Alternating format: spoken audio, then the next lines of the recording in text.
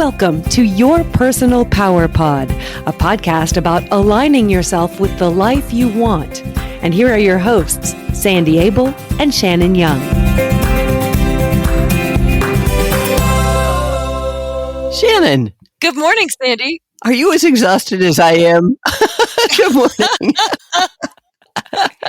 You know what? I think, and I could be totally wrong, and maybe it's just the people I hang out with, but it feels like everybody is some level of exhausted these days. That's interesting, isn't it? And the answer is yes, I am. So it's very appropriate that we are talking about being exhausted today.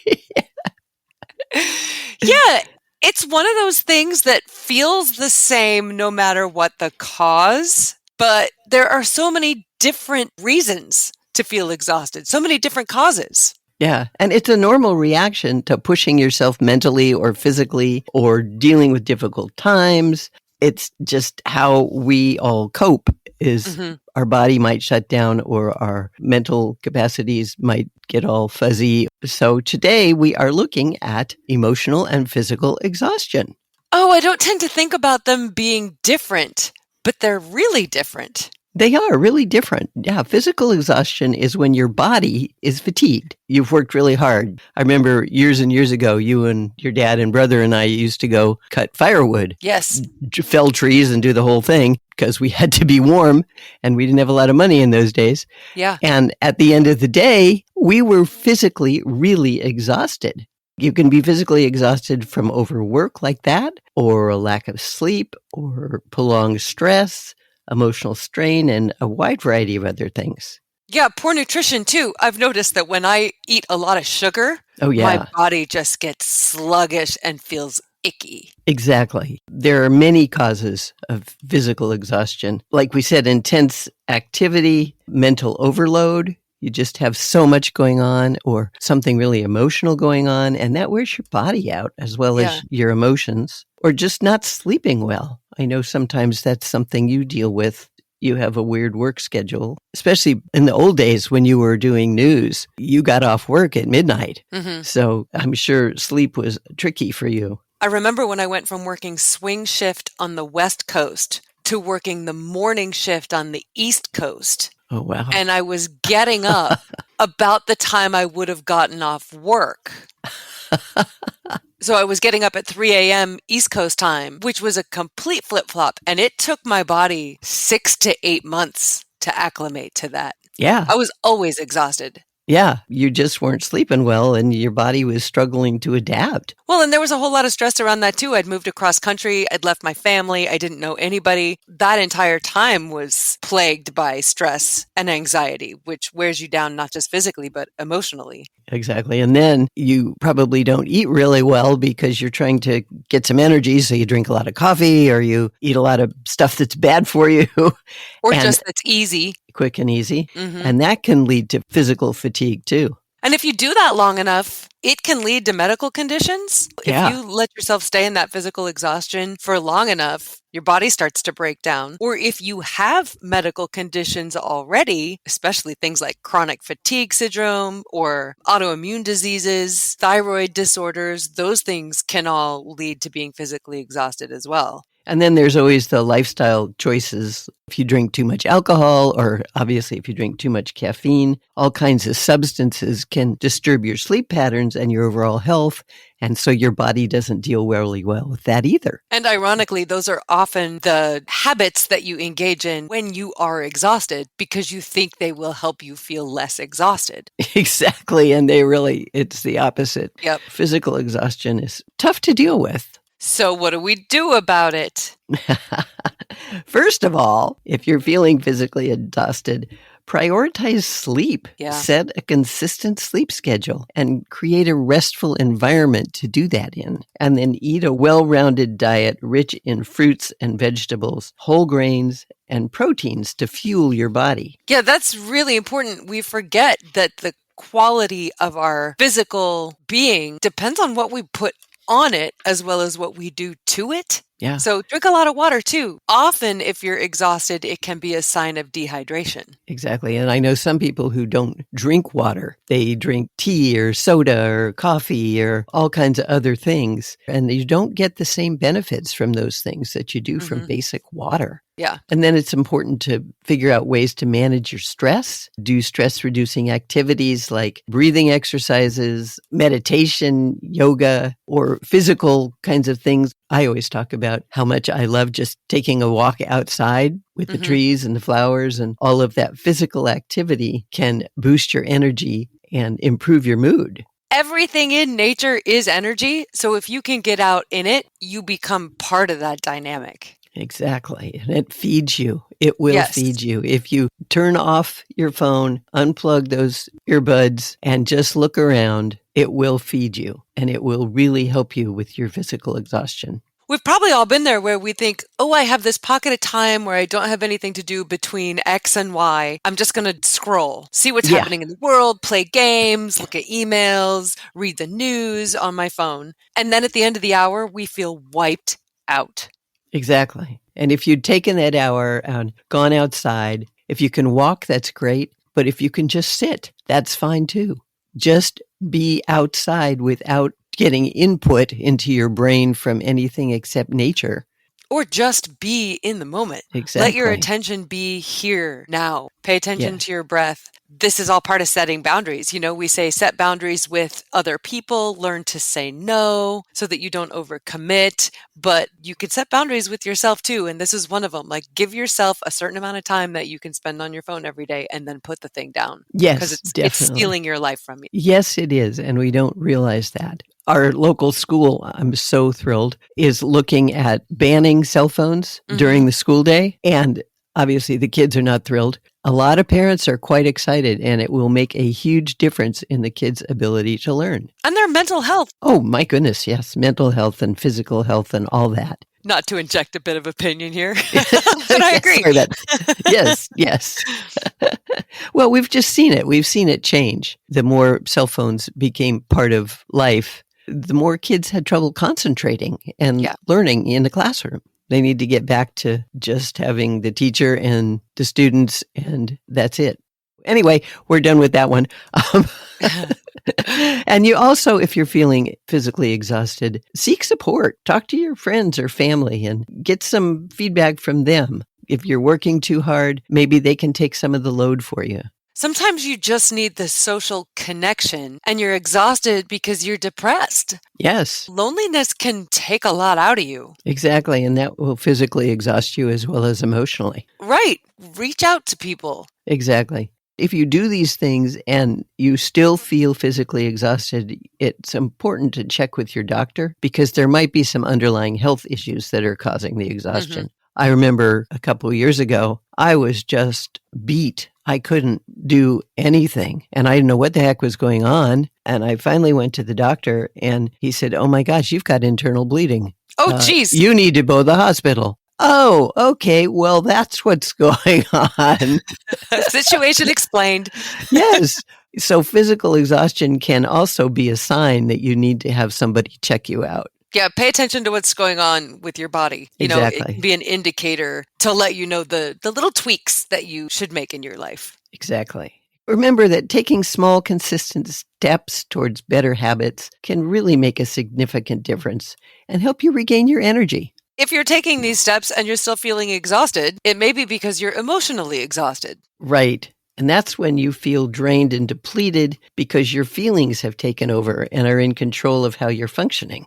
That often comes from prolonged stress or overworking, personal relationships that aren't going well, financial problems, personal insecurities, social pressures, physical concerns. A whole lot of things can cause emotional exhaustion. There's a scene in a movie whose name I cannot remember right now, but it's a Meg Ryan movie, and she is a helicopter pilot, and their helicopter crashes in a war zone, and it's her and her crew of men. They are in a pretty desperate situation, and she starts to cry, and they start making fun of her, even though she's technically their superior. And I'll clean it up for the podcast, but she basically says, it's just stress, guys. It doesn't mean anything. Right. And this is how I relieve my stress. Crying serves a purpose. Yes, it does. If you're feeling emotionally stressed, emotionally exhausted, you may be feeling that chronic fatigue, the physical fatigue that we spoke about a moment ago. You may be really irritable. Your mood may be all over the place. I do this one really well. It's always good to be good at something, isn't it? There are days my husband's like, and who are you this minute? Because you were crazy a minute ago. Oh, dear. And it's probably because you're emotionally exhausted. I'm pretty good about just crying and letting it out, though. Oh, that's Much good, too. to his complete joy. Hey, if you let it out, I'm sure he's thrilled.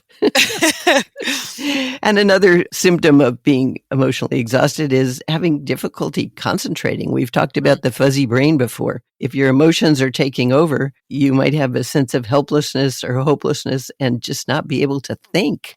Mm-hmm. And this is when you stop reaching out to other people, partially because it just feels like too much effort. Yes. But it's really important. Especially if you're an introvert. Yes. Where being with people can be exhausting anyway, even if it's all positive. So if you're emotionally exhausted, reaching out just feels overwhelming.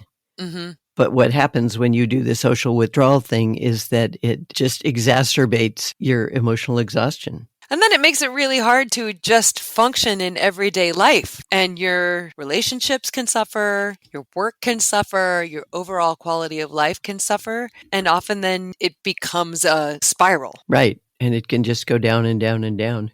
You'll probably end up being physically exhausted too, because emotional exhaustion, if it's left too long, can cause physical exhaustion. So some of the causes of emotional exhaustion, it sounds like, are the same as the causes of physical exhaustion? Right. They're similar but different. Physical exhaustion comes a lot from really working your body. Chronic stress, continuous exposure to stressors like a demanding job or personal conflicts can really drain your emotional resources.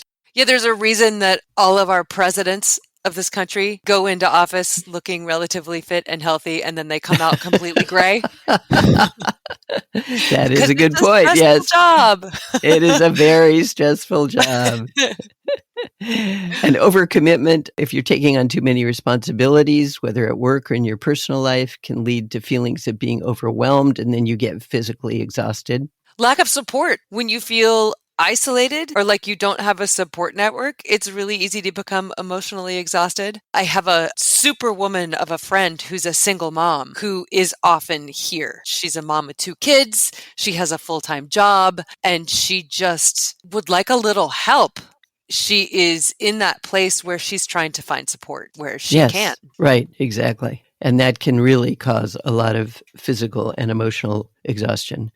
And then life transitions. We all go through changes. We all go through transitions like moving, changing jobs, relationship changes can really be emotionally taxing. Often that has to do with the grief that comes with these kinds of situations. Exactly. And exhaustion is a part of grief. Yes. The whole grief loss process, we have talked about that, and it's important to be aware of it. So if you're going through it, you have to take extra care of yourself. Yes, which also means cutting yourself some slack and giving up on the idea of being perfect. There is no such thing. When you set excessively high standards, you can create a relentless cycle of stress and disappointment. You're never happy with yourself or anything else, and you just spiral down. It's just terrible. And then unresolved trauma.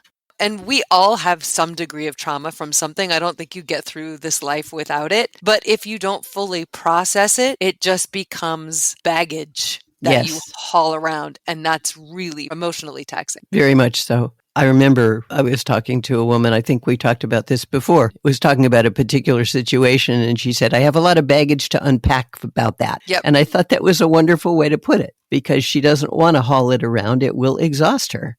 So she is going to unpack that baggage, and that's a great way to put it. I used to have a really hard time falling asleep at night. And it was because I was just thinking. When things were stressing me out, I would just like grasp onto them tightly all night long until one night I heard this voice in my head that was like, why are you holding on so tightly to these things? Do you think they're going away? Because they're not going away. You're going to wake up tomorrow and they're still going to be there. So put them down. Brilliant. You know where to find them. If you need to put them back up again tomorrow, you can. But you don't have to grab onto them and drag them around with you all night long. That is great. And then are you able to sleep now? No, but for different reasons. Oh. It worked for a good few years. Let's put it that way. I don't have that problem anymore. Well, that's I'm much better at compartmentalizing so that I don't have to carry everything with me all day through everything. That is excellent. I'm really glad. And I've learned that if there are things that I'm carrying, especially when I go to bed, I just write them down. I'm reassured that I will remember them in the morning because I will see the note. Oh, yeah, I need to deal with that. I don't have to keep it all night. Yeah. Sometimes just writing things down can really help. What else do we do? Identify what you're feeling and why, and what's causing you the stress, and then address and try to resolve it if possible. This step feels really easy to you and me because we are all about emotions, folks. Have you noticed that? Have you noticed? I speak for both of us when I say we go through life feeling. Yes. Because what you're feeling is a good indicator of what's going on for you, and you can't fix what's going on for you or like move forward through life unless you know that. Feelings are a really foreign thing to a lot of people, especially if they've grown up in a family that doesn't do emotions. That is true. My friend, my very same supermom friend who is raising 2 daughters and trying to teach them to be emotionally aware, discovered this amazing pillow that we're not getting any kickback from this little ad we're doing here. But if you are having trouble identifying your emotions, I would say Google the feeling wheel or buy yourself a feeling wheel pillow. What is that? It's like a color wheel, only it labels dozens and dozens and dozens of different kinds of emotions. Oh, so you can identify. Yeah, it's super cool. I remember our local hospital put out a magnet that said, like, what are you feeling? And I think it was for cancer patients and their families. And it identified like 9 or 10 different feelings. And I had it on the fridge for a really long time, and it was really helpful. This feeling wheel has so many more emotions on it. And if you're having trouble identifying what's going on with you, having that kind of resource can be indispensable. All human beings feel on some level, but a lot of people identify like 4 or 5. Happy, sad, angry, peaceful. They really don't get into all the feelings that are going on for them. They don't identify them. They don't know how to identify them. So that sounds like a great idea. It's pretty cool. There are lots of resources out there, and you can just get yourself a cheat sheet. Right. And then learn how to set boundaries. Say no to anything that is going to add to your stress and protect your time and energy. Yeah, and that means boundaries with yourself too. Always. Put down the fork, stop eating the cake. Yeah. Put it in the trash and go outside. That's called discipline. Well, isn't discipline just boundaries with yourself? Yes, it is. That's what it is. And then if you're having trouble with any of that, again, seek support. Don't hesitate to reach out to your friends and family, or if you need to, a professional. And the thing about talking about feelings is that it gets them out. If you're just spiraling in a whirlpool of ick, talking about it can break that cycle and get you out of the whirlpool. There's always the mindfulness and relaxation techniques, breathing, yoga, meditation, those kinds of things. Those really work for some people. And limit your screen time. News, your TV, your phone, all of that. Take breaks from social media, and it will help you reduce your physical and emotional exhaustion. Stop paying attention to the news. Check in, figure out what you need to know today in order to function as a responsible citizen, and then stop. If you're really involved in a cause, that's fine, but just doom scrolling is so bad for you. It sounds like we work for the anti-phone lobby, doesn't it? It's just that we weren't designed to take in as much information as we take in every day. Exactly. And it's just physically and emotionally exhausting. Yeah. So the bottom line is at various times we all feel physically and emotionally exhausted. It's a serious but often overlooked aspect of your physical and mental health. And it's important to understand that this is normal and you can deal with it by identifying its causes and implementing effective coping strategies. When you do this, you'll work towards reclaiming your personal power and physical and emotional well-being. This is really cool because when you learn to pay attention to what's going on with you, it's really powerful. Yes, very powerful. We don't often have a whole lot of curiosity about what's going on with ourselves. It will make you feel so empowered. Yes, and that's what we are all about. Your personal power, empowering yourself and being the best that you can be so you can live a happy, healthy life. That's what it's all about. Thanks, Mama. Thanks for teaching us how to be in touch with our emotions. And thank you, Shannon, for doing the same. And to our listeners, many thanks.